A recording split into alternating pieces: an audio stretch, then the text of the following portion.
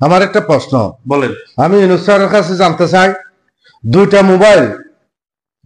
Mobile নিলে প্রবাসী একটার মধ্যে 25,000 টাকা জরিমানা নেয়। এটা আমার প্রমাণ আমি দিছি।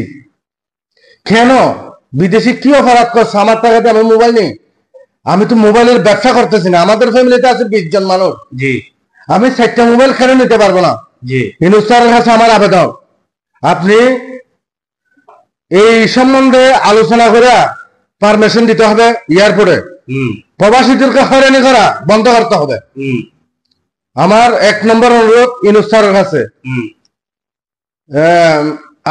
আপনি বলতে চাচ্ছেন যে এখান থেকে প্রবাসী বা যারা যাবে বাংলাদেশে ম্যাক্সিমাম যাতে করে 4টি মোবাইল নিতে পারে। কারণ দুটি মোবাইল, একটা মোবাইল একটা 5 টাকারও আছে 10 টাকারও আছে।